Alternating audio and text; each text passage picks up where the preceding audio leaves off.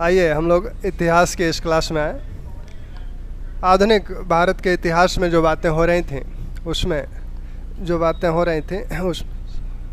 जो कहा गया था कि हम लोग भारत के बाहर जो क्रांतिकारी आंदोलन चल रहे थे उनकी बातें हो रही थी। तो भारत के बाहर क्रांतिकारी आंदोलनों में हम लोगों ने देखा था कि लंदन में जो क्रांतिकारी आंदोलन भारतीयों द्वारा चलाए जा रहे थे, जो संगठन बनाए गए थे, और साथ में पेरिस में जो संगठन बनाए गए थे, ये बातें हो गई थी। फिर हम लोग अमेरिका में आए थे कि अमेरिका में भारतीयों द्वारा किस तरह के क्रांतिकारी कार्य किए जा रहे हैं।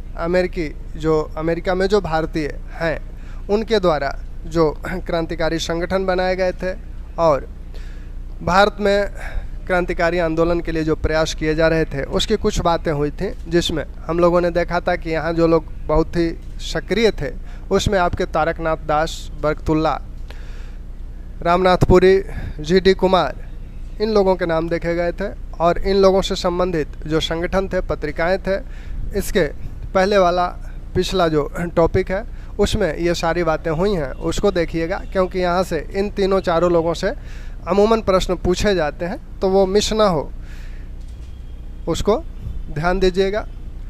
अमेरिका और कनाडा के पश्चिमी तट पर भारतीय बसे हुए थे। यहाँ भारतीय जो आए थे, अधिकांश पंजाब के होशियारपुर और जालंधर ज़िलों से लोग आए हुए थे। वो एक सुखद जीवन की आस में यहाँ आकर बसे हुए थे, जिसमें से अधिकांश सेना से रिटायर्ड लोग थे, किसान थे, कुछ लोग तो अपनी सारी ज़मीन जायदाद बेच कर यहाँ आए हुए थे, कुछ लोग उसे गिरवी रख के आए हुए थे। लेकिन यहाँ आने के बाद उन्हें वास्तविकता पता लगी कि यहाँ जो उनके साथ दोयम दर्जे का व्यवहार किया जाता है, समानता का व्यवहार नहीं किया जाता है। यहाँ जो यूरोपियन लोग हैं वो भारतीयों के साथ समानता का व्यवहार नहीं करते हैं, और विशेषकर यहाँ जो यूरोपियन मजदूर थे वो नहीं चाहते थे कि भारतीय यहाँ रहें। तो ये यूरोपियन मजदूरों के दबाव में, यूरोपियन लोगों के दबाव में कनाडा सरकार ने यह नियम बनाया कि अगर कोई भारत से सीधे कनाडा आएगा तो उसे तो प्रवेश दिया जाएगा, लेकिन अगर भारत से बाहर किसी अन्य देश से कोई भारतीय कनाडा आता है तो उसे प्रवेश नहीं दिया जाएगा। जैसे मलाया से आप जा रहे हैं, सिंगापुर से जा रहे हैं, फिलीपींस से जा रहे हैं, तो उसे प्रवेश कनाडा में नहीं दिया जाएगा। इसी संदर्भ में कामागाटा मारू प्रकरण भी हम लोग देखेंगे। अमेरिका में हम लोगों ने देखा था कि तारकनाथ दास और जी.डी. कुमार, ये दोनों लोग वैंकूवर में संगठनों को स्थापित किए थे, कुछ पत्रिकाएं निकाले थे। इसके बाद ये दोनों लोग सिएटल आ गए और सिएटल में आके इन लोगों ने यूनाइटेड इंडिया एसोसिएशन का गठन किया, यूनाइटेड इंडिया हाउस का गठन किया। और यहाँ पर इन लोगों का जो संपर्क हुआ वो खालसा दीवान सोसाइटी से हुआ। खालसा दीवान सोसाइटी से हुआ। यह खालसा दीवान सोसाइटी से हुआ। यह सिखों का एक संगठन था। अधिकांश लोग पंजाब से थे तो अधिकांश लोग सिख ही थे। अमेरिका और कनाडा में जो लोग थे, तो इन दोनों लोगों ने यूनाइटेड इंडिया हाउस और खालसा दीवान सोसाइटी ने दोनों मिलके अपना दो शिष्टमंडल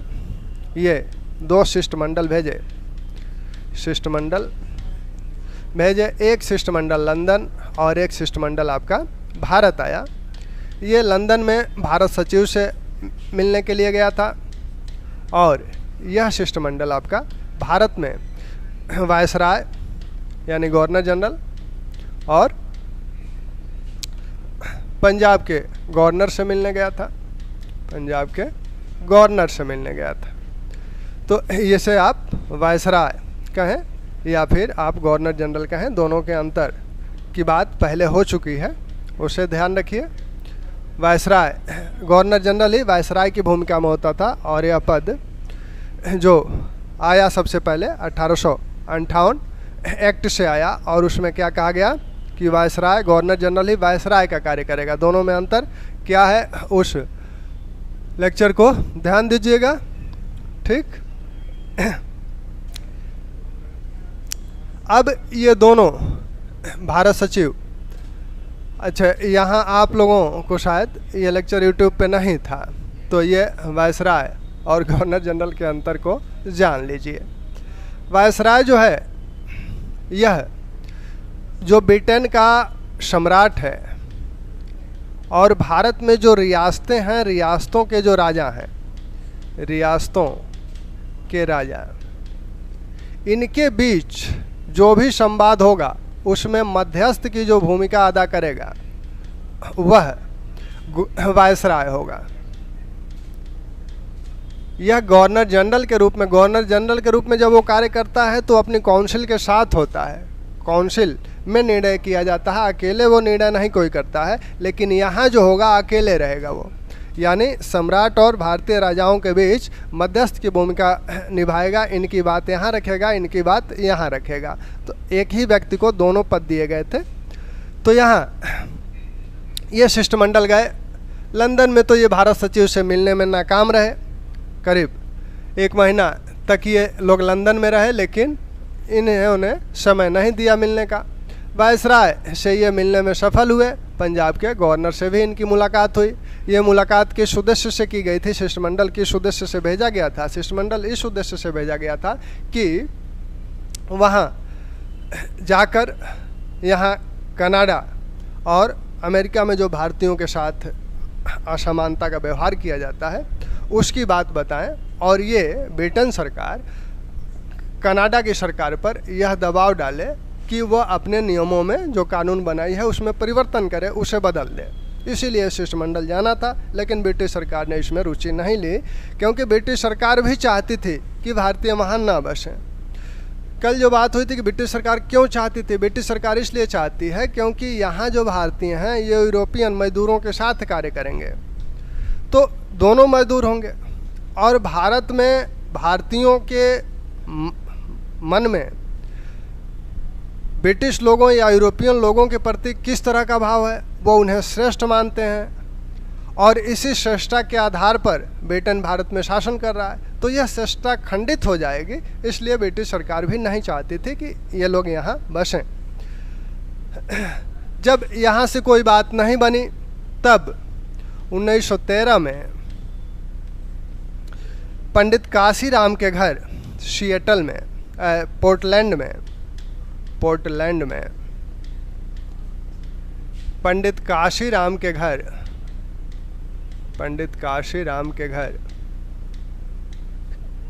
घर पर एक मीटिंग हुई, एक बैठक हुई, और इस मीटिंग में जो लोग शामिल थे उसमें आपके लाला हरदयाल,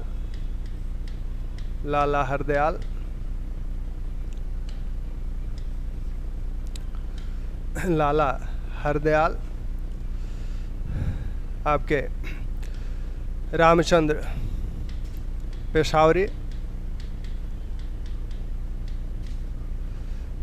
अन्य लोगों में आपके बरकतुल्ला भी हैं, और परमानंद बरकतुल्ला। तो ये लोग, अन्य भी लोग थे जिनको साथ लेकर यह मीटिंग हुई थी, और इसी मीटिंग में यह तय किया गया था। यह मीटिंग हुई थी मई 1913 में, और इसी मीटिंग में, यानी पोर्टलैंड की यह जो मीटिंग हुई है, इसी में यह तय किया गया कि एक एसोसिएशन का गठन किया जाए, और उस एसोसिएशन का नाम रखा गया Hind Association of Pacific coast.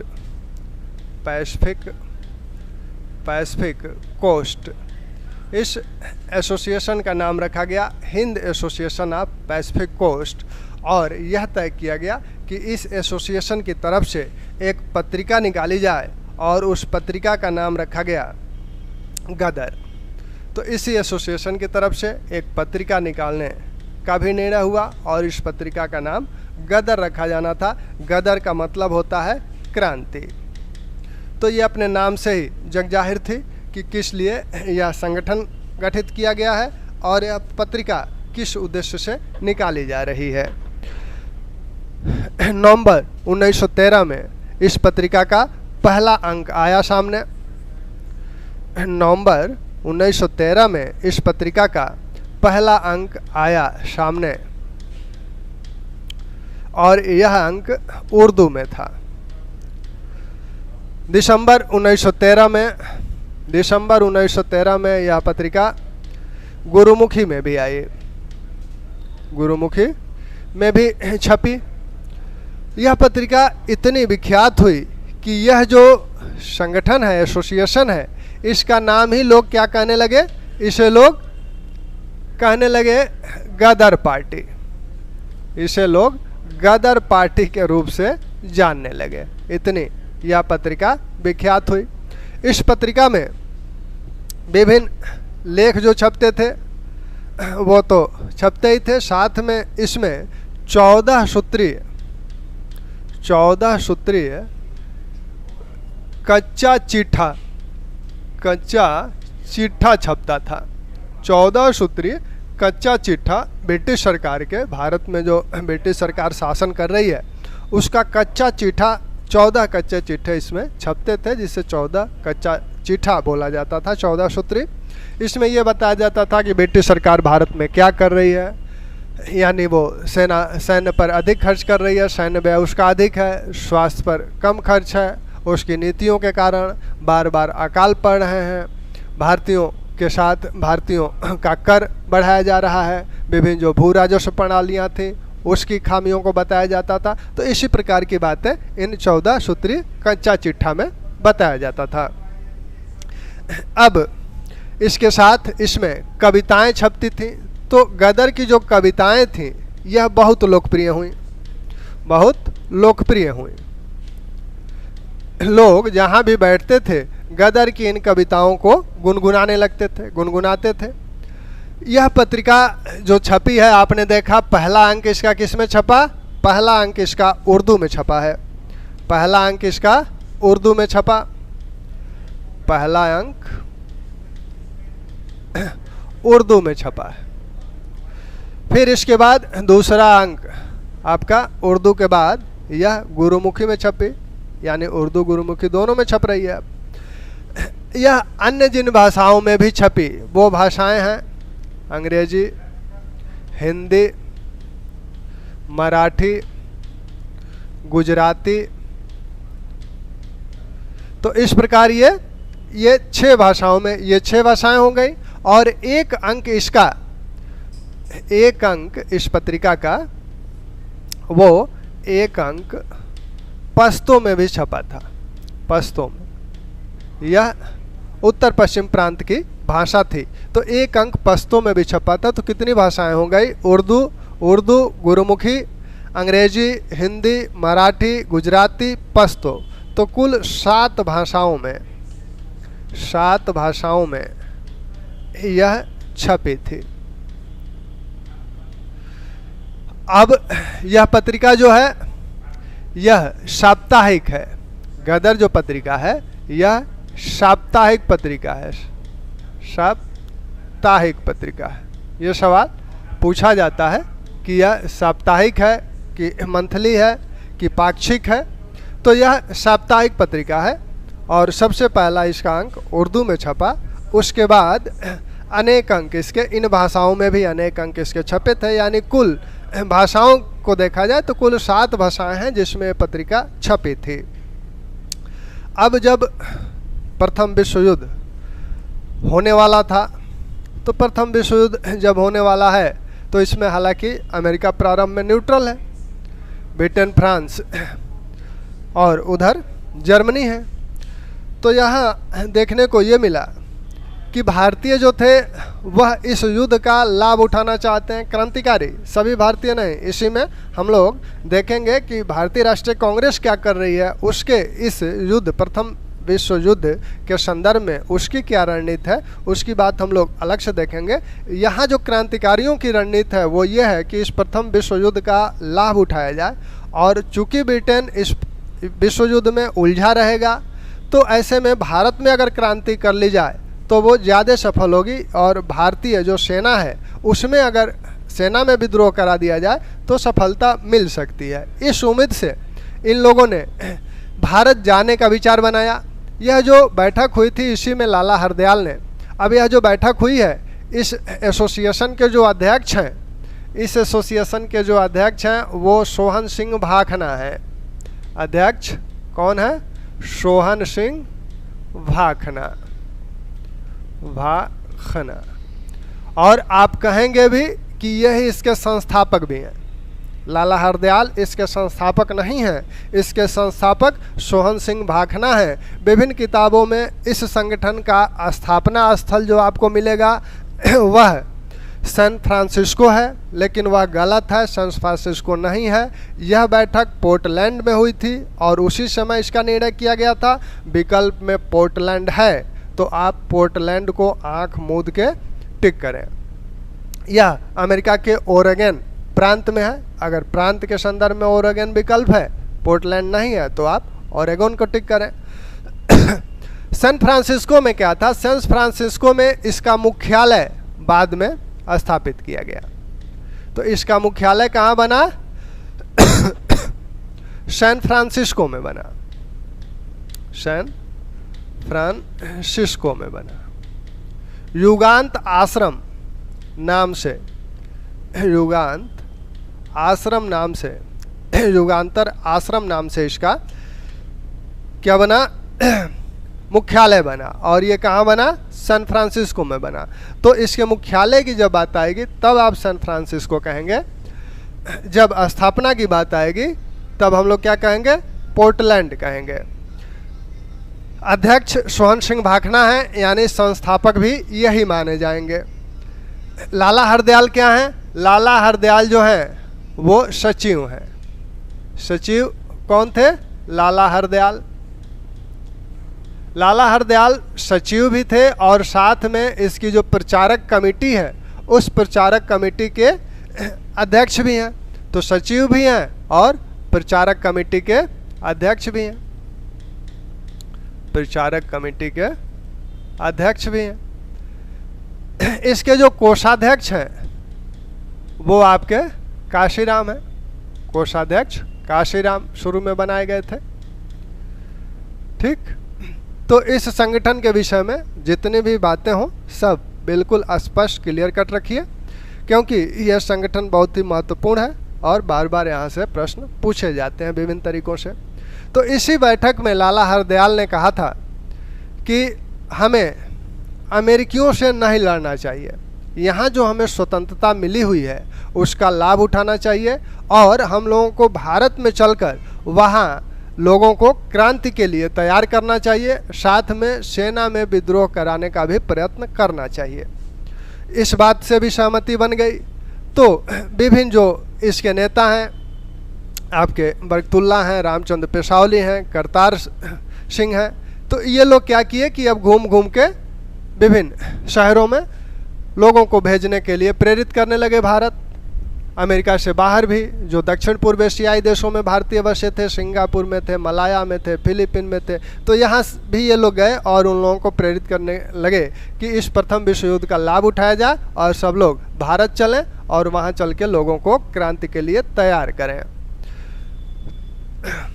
अब यहाँ से भारत जाने की बात हुई तो करतार सिंह सराभा, करतार सिंह और रघुदयाल गुप्त, ये दो लोग सबसे पहले भारत आ गए। ये दो लोग सबसे पहले भारत आ गए, करतार सिंह सराभा और रघुदयाल गुप्त। अन्य लोग भी भारत आए। अब ब्रिटिश सरकार को यह बात पता लगी कि ये लोग भारत क्यों आ रहे हैं, तो अब विभिन्न बंदरगाहों पे चेकिंग शुरू हो गई। तो जिन पे संदेह होता था उनको गिरफ्तार कर लिया जाता था, नज़रबंद किया जाता था, और जिन पर कोई संदेह नहीं होता था, जो भी लोग बाहर से भारत आ रहे थे, जो भारतीय थे, तो उन्हें जाने दिया जाता था अपने घर। तो कुछ लोगों को 189 लोगों को जेल में नज़रबंद किया गया और 704 लोगों को उनके घर पे नज़रबंद किया गया। लेकिन फिर भी कुछ लोग दक्षिण से श्रीलंका होते हुए दक्षिण के राज्यों से आने में सफल हो गए। उन लोगों को पुलिस नहीं पकड़ पाई, तो वो लोग आने में सफल हो गए। और ये सारे लोग कहाँ आए? पंजाब। तो पंजाब ये लोग आए, और पंजाब उस समय का जो पंजाब था वह पहले का पंजाब नहीं था। 1908, 9, 10 का पंजाब नहीं था, जब आपने देखा था कि अजय सिंह और लाला हरदयाल जैसे लोग वहाँ थे और विभिन्न क्रांतिकारी घटनाएं वहाँ घट रही थी। तो इस समय जो खालसा दीवान सोसाइटी है वो अंग्रेज़ों के पक्ष में यहाँ थी। तो ये लोग लोगों को क्रांति के लिए प्रेरित नहीं कर पाए। तब ये विचार बना कि हम लोग सेना में विद्रोह कराएं। तो नेतृत्व की आवश्यकता थी कि नेतृत्व कौन करे। तो नेतृत्व करने के लिए सचिंद्र सान्याल और विष्णु पिंगले, वो भी अमेरिका में थे, वो भी भारत आ गए थे। तो विष्णु पिंगले और सचिंद्र सान्याल के प्रयास से मोटा भाई यानी रास बिहारी बोस से संपर्क साधा गया। रास बिहारी बोस दिल्ली षड्यंत्र केस के षड्यंत्रकर्ता थे, जिसमें आपकी हार्डिंग पे जो बम फेंका गया था। तो रास बिहारी बोस इसके लिए तैयार हो गए। उन्हें मोटा भाई के नाम से भी जाना जाता था। तो रास बिहारी बोस तैयार हो गए और सेना में विद्रोह की एक रणनीति बनाई गई, एक योजना बनाई गई। उन्होंने जो योजना बनाई उसमें यह तय हुआ कि 21 फरवरी 1915 को विद्रोह कराया जाएगा अम्बाला और लाहौर में। यह बात पुलिस को पता लग गई, क्योंकि पुलिस जो है इनके साथ एक अपना मुखबिर भी, कृपाल सिंह नामक एक मुखबिर था जो कि एक फौजी का रिश्तेदार था। तो उसको इनके संगठनों में इन लोगों ने ब्रिटिश सरकार ने घुसाने में सफल रही थी। तो वो कृपाल सिंह यह खबर ब्रिटिश सरकार को, पुलिस को दे दिया कि 21 फरवरी की तिथि तय की गई है। इन लोगों को भनक लगी कि संभवतः ब्रिटिश सरकार या जान गई है, पुलिस जान गई है। तो इन लोगों ने तिथि को परिवर्तित कर दिया और 19 फरवरी की तिथि कर दी, 2 दिन पहले। लेकिन कृपाल सिंह ने इसकी भी खबर दे दी और एक साथ छापे पड़े, अनेक लोग गिरफ्तार हुए। इस संदर्भ में लाहौर षड्यंत्र केस चला। लाहौर षड्यंत्र केस में 3 केस चले। जो पहला मुख्य केस था उसमें 24 लोगों को फांसी की सज़ा हुई। बाद में गवर्नर जनरल और पंजाब के गवर्नर ने कुछ लोगों की फांसी को काला पानी की, आजीवन काला पानी की सज़ा में बदल दिया। यानी कुल मिला के 7 लोगों को उस पहले केस में फांसी दी गई। और जो दूसरे और तीसरे केस मुकदमे चले उसमें 6 लोगों को फांसी दी गई। यानी कुल मिला के जो फांसी देने की संख्या थी वो 19 थी। तो यहाँ की जो घटनाएं हैं इनको आप लिपिबद्ध कर लें, क्योंकि लिपिबद्ध करने में ज़्यादा विश्वास है। तो आइए, भारत आने का निर्णय हुआ। क्यों भारत आने का निर्णय हुआ? यह निर्णय क्यों हुआ है? क्योंकि विश्व युद्ध का लाभ उठाते हुए भारत में क्रांति की जाए।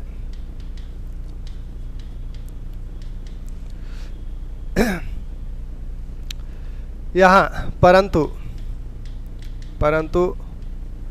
पंजाब में इन क्रांतिकारियों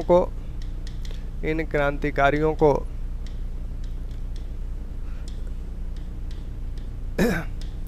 जनता का पूरा समर्थन नहीं मिल पाया।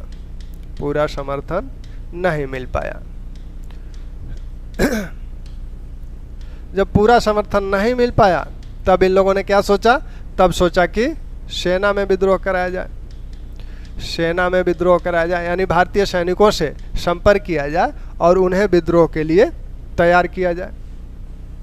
भारत आने वाले जो लोग थे इसमें श्रीलंका व दक्षिण से आने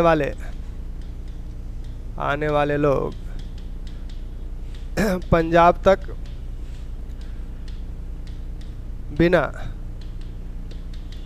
पुलिस जांच के पहुंचने में सफल हो गए। इधर से जो कलकत्ता और दक्षिण पूर्व, इधर जो पूर्वी बंदरगाह हैं या पश्चिमी बंदरगाह हैं, यहाँ से जो लोग आए थे उनकी जांच पड़ताल हुई थी और उसमें 189 लोगों को जेल में नज़रबंद किया गया और कुछ लोगों को जाने की अनुमति दे दी गई, लेकिन उनके घर पे ही नज़रबंद किया गया, वहीं पर उन पे नज़र रखी जा रही थी उनकी गतिविधियों पे। तो लगभग 704 ये संख्या कहीं कहीं अलग अलग भी मिलती है, लेकिन जिस किताब को आप कमीशन के सामने साक्ष्य के रूप में प्रस्तुत कर सकें, उस किताब के ये आंकड़े हैं। 704 जो है घरों में नज़रबंद किए गए, घरों में नज़रबंद किए गए। ठीक, तो इतने लोग तो नज़रबंद हो गए, लेकिन अधिकांश लोग यहाँ से दक्षिण से आने में सफल हो गए। यहाँ नेतृत्व की तलाश हुई तो सचिंद्र सान्याल बनारस के हैं, आप जानते ही हैं इनको, और क्रांतिकारी गतिविधियों में सक्रिय थे। सचिंद्र सान्याल और विष्णु पिंगले ये अमेरिका में गए थे, वहाँ से आए थे। विष्णु पिंगले, सचिंद्र सान्याल और विष्णु पिंगले के प्रयत्नों से रास बिहारी बोस यानी मोटा भाई से संपर्क किया गया। तो मोटा भाई से संपर्क किसके प्रयत्नों से हुआ? सचिंद्र सान्याल और विष्णु पिंगले के प्रयत्नों से। रास बिहारी बोस इसके लिए तैयार हो गए, ठीक है हम नेतृत्व करेंगे, नेतृत्व के लिए तैयार हो गए। अब जब नेतृत्व के लिए तैयार हो गए तो इन्होंने योजना बनाई। योजना क्या बनाई कि 21 फरवरी 1915 को विद्रोह की तिथि तय की गई, लेकिन सरकार को इसकी खबर लग गई थी, तो इसलिए इस तिथि को क्या किया गया? इस तिथि को परिवर्तित कर दिया गया। परिवर्तित करके क्या किया गया? 19 फरवरी 1915। तो ये तिथि भी पूछी जाती है कि किस तिथि को विद्रोह हुआ था। तो विद्रोह जो है 21 को पहले तिथि थी, आप कहेंगे 19 फरवरी को। 19 फरवरी को यह तिथि तय की गई, लेकिन कृपाल सिंह नामक एक भेदिए के कारण यह योजना असफल हो गई। कृपाल सिंह नामक एक भेदिए से यह योजना असफल हो गई। पुलिस को पता लग गई, गिरफ्तारियां हुई। तो गिरफ्तारियों में अनेक लोग गिरफ्तार किए गए। षड्यंत्र केस चला, तो इसमें प्रथम लाहौर षड्यंत्र केस चला, और इस लाहौर षड्यंत्र केस में कुल मिला के पहले केस में 24 लोगों को फांसी दी गई। फांसी की सज़ा हुई, लेकिन फांसी दी गई 7 को ही। गवर्नर जनरल ने 24 में से 17 यानी 16 लोगों को गवर्नर जनरल ने इस फांसी की सज़ा को आजीवन काला पानी में बदल दिया था, और एक को पंजाब के गवर्नर ने आजीवन काला पानी में बदल दिया था। तो यहाँ पे 7 लोगों को फांसी हुई। 2 अन्य पूरक केस इसके चले, लाहौर पूरक केस, जिसमें 6 लोगों को फांसी दी गई, यानी कुल 19 लोगों को इसमें फांसी दी गई। फांसी होने वालों में सबसे महत्वपूर्ण आपके करतार सिंह हैं। करतार सिंह सराभा जो है, इनको फांसी दी गई। करतार सिंह सराभा को यहाँ फांसी दी गई। विष्णु पिंगले को फांसी दी गई। तो ये 2 महत्वपूर्ण नाम हैं जिनको इस केस में फांसी दी गई। अब 1915 के बाद यहाँ योजना असफल हो गई। रास बिहारी बोस भागने में सफल हो गए। यह योजना जो है, इसके असफल होने के बाद भी अमेरिका में लोग गदर पार्टी के जीवित रखे रहे, लेकिन धीरे धीरे विश्व युद्ध समाप्त होने की कगार पे है। तो विश्व युद्ध जब समाप्त होने की कगार पे है, तब इस विद्रोह का औचित्य जो है वो समाप्त हो जाता है। तो ये है आपका गदर पार्टी और गदर पार्टी से जुड़ी हुई घटनाएं। एक घटना इसी अमेरिका से संबंधित है, कामामाटा गारू प्रकरण। कामामाटा गामू जो प्रकरण है, यह गुरुदत्त सिंह द्वारा शुरू किया गया था। गुरुदत्त सिंह हांगकांग गए थे 1911 में, और वहाँ उन्होंने देखा कि कुछ लोग, लगभग 150 लोग हमें कनाडा जाने के लिए तैयार थे, लेकिन कनाडा सरकार ने वही जो नियम लगाया था कि आप नहीं आ सकते, सीधे भारत से आए तभी अनुमति है। लेकिन इसी बीच क्या हुआ कि कनाडा के उच्चतम न्यायालय ने 35 यात्रियों को आने की अनुमति दे दी थी, वो लोग सीधे भारत से नहीं गए थे। तो इससे प्रोत्साहित होकर इन लोगों ने, गुरुदत्त सिंह ने एक जहाज, एक सिंगापुर के एक एजेंट के माध्यम से, पुणे के माध्यम से उन्होंने एक जापानी जहाज कामागाटा मारू को किराए पर लिया और ये हांगकांग से जहाज चला वैंकूवर के लिए। बीच में रास्ते में शंघाई रुका, मोजी रुका, याकोहामा रुका। इन तीनों जगहों पर लोग जहाज में वहाँ के भारतीय आके यात्रियों को प्रेरित किए। 376 कुल 376 इस जहाज में यात्री थे, जिसमें से 25 मुसलमान थे। तो कामागाटा मारू प्रकरण, यह कामागाटा मारू जो है जहाज का नाम है, इसलिए इसे कामागाटा मारू प्रकरण नाम दिया गया 1914। यह कामागाटा मारू क्या है? जापानी जहाज था। यह जापानी जहाज है। इसे किराए पर किसने लिया था? किराए पर लिया है गुरुदत्त सिंह ने। किराए पर गुरुदत्त सिंह ने लिया था। गुरुदत्त सिंह 1911 में हांगकांग गए थे। पहले ये मलाया वगैरह में ठेकेदारी का कार्य करते थे। वहाँ गए तो वहाँ देखे कुछ लोग जाने के लिए तैयार हैं, और इसी बीच जो कनाडा का उच्चतम न्यायालय है उसने 35 लोगों को जो सीधे भारत से नहीं आए थे उनको कनाडा में प्रवेश की इजाज़त दे दी थी। इससे प्रेरित होकर इन्होंने यह जहाज पुणे नामक एक एजेंट के प्रयत्नों से यह जहाज किराए पर किया। और यह जहाज निकला कहाँ से? हांगकांग से। जाना कहाँ इसे? वैंकूवर जाना है। वैंकूवर जाना है, कनाडाई नगर है। हांगकांग से वैंकूवर जाना है। बीच में यह विभिन्न स्थानों पर रुका, जिसमें आपका शंघाई, मोजी,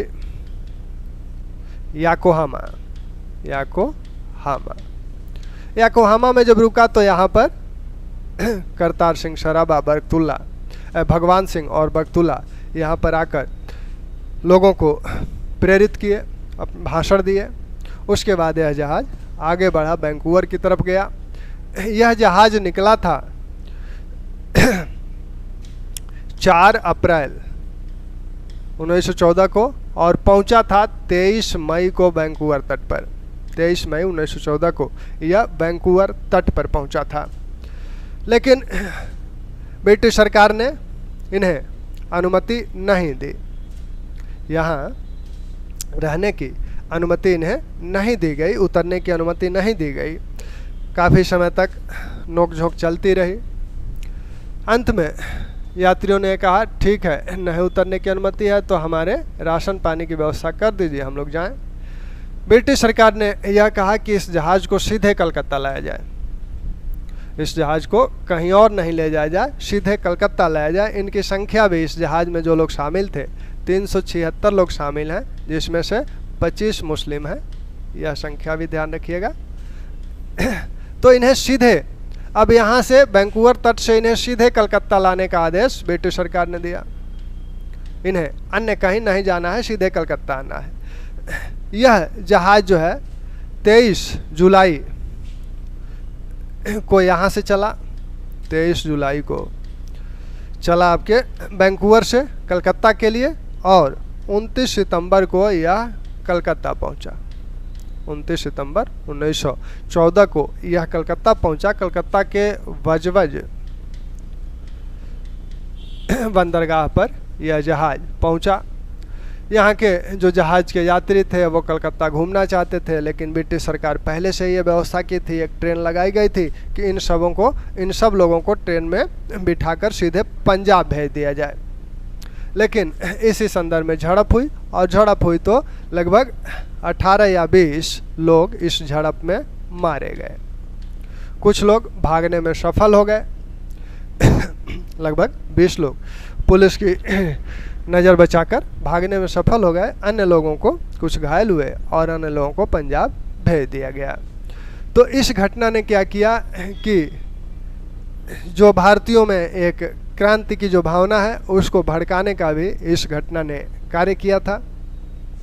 इस अमेरिका के इस आंदोलन में यानी गदर आंदोलन में और इसमें आप देख रहे हैं कि यह ऐसा आंदोलन था जिसमें सांप्रदायिकता नाम की कोई चीज़ नहीं है। हर लोग, हिंदू मुस्लिम सिख, सभी इसके साथ हैं और सभी मिल के क्रांतिकारी आंदोलन, कोई भी इसमें किसी प्रकार का धार्मिक प्रतीक का प्रयोग इसमें नहीं किया गया। यह इसकी एक बहुत महत्वपूर्ण विशेषता थी गदर की भी। तो ये अमेरिका की कुछ घटनाएं हैं। एक घटना आपको और देखने को मिली, वो घटना है अफ़गानिस्तान में भारत की अस्थायी सरकार का गठन। अफ़गानिस्तान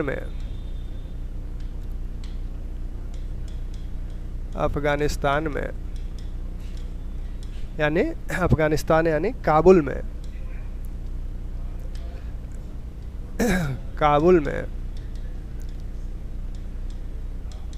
अस्थायी सरकार का गठन। अस्थायी सरकार का गठन। दरअसल कुछ भारतीय पहले से जर्मनी गए थे। वहाँ बर्लिन कमेटी बनाई गई थी जिसमें आपके भूपेंद्र नाथ दत्त थे, वीरेंद्र नाथ चट्टोपाध्याय थे, अवनीश चट्टोपाध्याय थे। तो इन लोगों ने एक बर्लिन कमेटी बनाई थी जो जर्मनी सरकार थी उससे संपर्क में थी, क्योंकि वह जो है ब्रिटेन के विरोध में थी। तो ये लोग वहाँ से सैन्य सहायता और अन्य प्रकार की धन आदि की सहायता लेकर भारत में क्रांति करना चाहते थे। प्रारंभ में इस तरह का सपोर्ट बर्लिन से मिला भी। तो यह जो बर्लिन कमेटी है, यहीं आपके महेंद्र प्रताप सिंह गए हुए थे, बरकतुल्ला भी वहाँ गए थे। इनका महेंद्र प्रताप को वहाँ के जो चांसलर हैं जर्मनी के, उनसे भी मिलवाया गया और एक शिष्टमंडल अफ़गानिस्तान वो भेजना चाहते थे। तो महेंद्र प्रताप और बरकतुल्ला के साथ कुछ उनके भी अधिकारी थे और कुछ जो सीमा प्रांत के पठान थे, अफ़गान थे, वो लोग क्या किए थे कि पहले ब्रिटिश सेना में थे, तो वो लोग जर्मनी द्वारा उन्हें कैद किया गया था। तो उन लोगों को भी कुछ लोगों को साथ भेजा गया। तो ये लोग काबुल आए, महेंद्र प्रताप और बरकतुल्ला। महेंद्र प्रताप और बरकतुल्ला काबुल आए। यहाँ उबैदुल्ला जो शाह थे काबुल के, उनसे जो चांसलर का पत्र था उसे भेंट किया और यहाँ पर काबुल में दिसंबर 1915 में अस्थायी सरकार बनाई गई। अस्थायी सरकार, भारत की अस्थायी सरकार, पहली अस्थायी सरकार यही काबुल की है। महेंद्र प्रताप के नेतृत्व में महेंद्र प्रताप राष्ट्रपति बने, इसके बरकतुल्ला प्रधानमंत्री बने, मौलवी उबैदुल्ला इसके गृह मंत्री बने। मौलवी उबैदुल्ला गृह मंत्री बने। तो यह सरकार कार्य करने लगी। इस सरकार ने जो चांसलर, जर्मनी के चांसलर थे, विभिन्न भारतीय राजाओं को भी पत्र लिखे थे। इसने वो पत्र भारतीय राजाओं तक पहुंचाया। नेपाल के शासक को भी उन्होंने पत्र लिखा था ब्रिटेन का समर्थन न करने के लिए, वह पत्र भी वहाँ पहुँचा, लेकिन भारतीय राजाओं और नेपाल की तरफ से कोई विशेष प्रतिक्रिया नहीं हुई।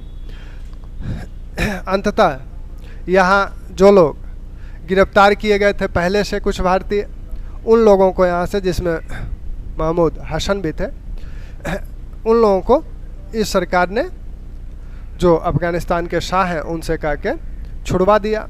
इस सरकार ने कुछ अध्यादेश भी जारी किए, लेकिन कोई मतलब नहीं था उस अध्यादेश का। इस सरकार को समर्थन जो मिला रूस और जर्मनी को मिला हुआ था। तो एक प्रतीकात्मक रूप से यह सरकार बनी रही। फिर आपके एक रेशमी रुमाल कांड या षड्यंत्र के नाम से एक षड्यंत्र है। मौलवी उबैदुल्ला यहाँ आपके सहारनपुर का जो यहाँ विद्यालय था, तो जो मदरसा था, तो उस मदरसा के वो प्रोफेसर थे, भूतपूर्व प्रोफेसर मौलवी उबैदुल्ला, और यहीं के एक और प्राध्यापक थे महमूद हसन। तो ये दोनों लोग भारत भ्रमण किए, उसके बाद ये लोग काबुल निकल गए। ये अब्दुल्ला तो यहाँ आ गए, गृह मंत्री बन गए, और महमूद हसन आपके अरब चले गए, और वहाँ ये जो तुर्की सरकार है उससे समर्थन प्राप्त करने का प्रयास करने लगे। मक्का के जो मौलवी हैं उनसे समर्थन प्राप्त करने का प्रयास करने लगे। इसी संदर्भ में उबैदुल्ला ने एक पत्र लिखा था, पीले रेशमी रुमाल पर, पीले रेशमी कपड़े पर यह पत्र लिखा गया था महमूद हसन को, और इस पत्र में यह कहा गया था कि आप तुर्की के शासक को तैयार कीजिए, मक्का के जो मौलवी हैं उनसे आप फतवा जारी करा लीजिए, और एक सेना का गठन कीजिए, और उसके आप सेनापति रहिए, जिससे कि भारत में जिसका प्रयोग भारतीय स्वतंत्रता के लिए किया जा सके। बीच में यह इस पत्र को 1916 की यह घटना है, बीच में इस पत्र को पुलिस के हाथ लग गया यह पत्र, और इसीलिए इसे बाद में मक्का से हसन को गिरफ्तार कर लिया गया। तो इसीलिए इसे रेशमी रुमाल कांड कहा जाता है। इसी संदर्भ में कुछ अन्य केसेस भी हैं जिनके सिर्फ डेट्स याद रखिए। विक्टोरिया के षड्यंत्र केस जो चला था वह आपका कनाडा में चला था 1915 में। वैसे ही आपका सैन फ्रांसिस्को षड्यंत्र केस चला था 1917 में। यह सैन फ्रांसिस्को षड्यंत्र केस चला था क्योंकि उस समय जब ही अमेरिका प्रथम विश्व युद्ध में शामिल हुआ, भारतीयों के प्रति उसकी नीति कठोर हो गई, और इसी संदर्भ में वहाँ पर कुछ भारतीयों को गिरफ्तार किया गया कि ये लोग यहाँ हथियार वगैरह इकट्ठा कर रहे हैं या ब्रिटेन के विरुद्ध कार्य कर रहे हैं। तो ये कुछ तोशामारू एक कांड है। तोशामारू नामक एक जहाज़ था 1914 में। यह जहाज़ भारत आ रहा था, और इसमें जब इस जहाज़ सिंगापुर रुका तो सिंगापुर में परमानंद ने इसमें एक बड़ी उत्तेजनापूर्ण भाषण दिया, जिससे यहाँ के सैनिक जो हैं, जो सिंगापुर में भारतीय जो सैनिक तैनात थे, वो लोग विद्रोह के लिए प्रेरित हो गए, जिसमें इसीलिए इसे तोशामारू कांड कहा जाता है। और सिंगापुर में जो 5वीं इन्फेंट्री है भारतीयों की, वह भी विद्रोह की थी। तो सिंगापुर में ये 2 विद्रोह की घटनाएं देखने को मिलती हैं। तो तोशामारू जो कांड था यह सिंगापुर से संबंधित है, और भारतीय जो ब्रिटिश सेना के भारतीय सैनिक हैं उन्हें विद्रोह कराने के लिए प्रेरित करने से संबंधित है, जिसमें चित्तर सिंह और डंडे खां, चित्तर खां और डंडे खां ने इस विद्रोह का नेतृत्व किया था। तो ये कुछ घटनाएं आपकी रहीं क्रांतिकारी आंदोलन संबंधी। अब क्रांतिकारी आंदोलन को यहीं विराम दिया जाए, और फिर हम लोग 1900 अब ये देखा जाए कि भारतीय राष्ट्रीय कांग्रेस इस प्रथम विश्व युद्ध में क्या कर रही है, उसकी क्या रणनीति है, जिसमें आपके गांधी जी भी होंगे, तिलक भी होंगे, अन्य सभी भारतीय राष्ट्रीय कांग्रेस से संबंधित नेताओं की क्या रणनीति है, वो इसका लाभ उठाना चाहते हैं या ब्रिटेन का समर्थन करना चाहते हैं। ठीक, धन्यवाद।